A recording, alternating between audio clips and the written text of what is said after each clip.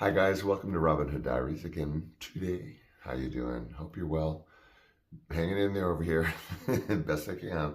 Um, Today was of course previewed as me dating a younger guy when I was 25. He was 19.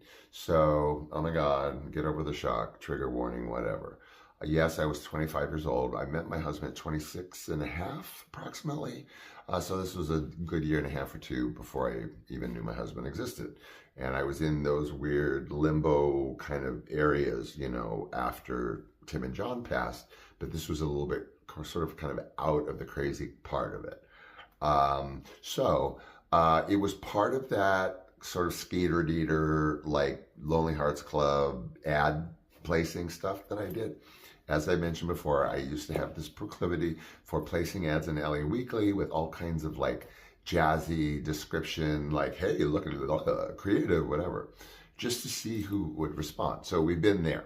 So I'm just gonna, I don't know how I'm gonna. Okay, let's just say this young man responded to one of those crazy ads. So we set up a date at a place called Off Vine, which at the time was an immensely popular restaurant. Supposed to have like the best food. I never, whatever. It was supposed to be. It was a house that was converted into a restaurant. Ooh, what do you do? So I don't know how that came. One of us recommended Off Vine.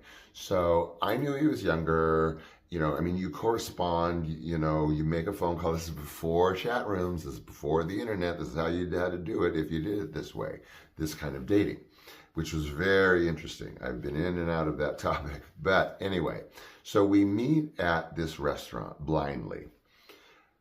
Whoa. The chemistry immediately between us, and again, this is a long time ago. I'm allowed to talk like this, was palpable. So we have a table, out on the patio, and like it's all a blur. We were making nice small talk and everything, but the chemistry, I don't know, someday, you did feel it, y'all will feel it, I don't know. And I've had all kinds of different kinds of chemistry. This was that kind. Uh, but it wasn't just that, he was so wild and fun. Yes, he was 19. He didn't look like a boy at all. But he wasn't, he was somewhat diminutive, but not boyish diminutive, just smaller in stature, blonde, looked about, I don't know, 22. He was a industry colorist, and he was actually also a makeup artist. Now, he was 19, but if you understand the industry, even back then, young people were making lots of money, as they are now, at a very young age, working makeup, styling, editorial, and all that. You all know that, if you're of that age or know of that age nowadays. So this is what he was doing. He had a little apartment on Hollywood Boulevard. I was not that far down Hollywood Boulevard. I was doing whatever I was doing for work, which was all over the place. So this is, I'm 25 and we meet, and there's the chemistry is just so distracting. Really, it wasn't like flirty, haha, smiling. It was some smiling, but it was a different kind of smiling.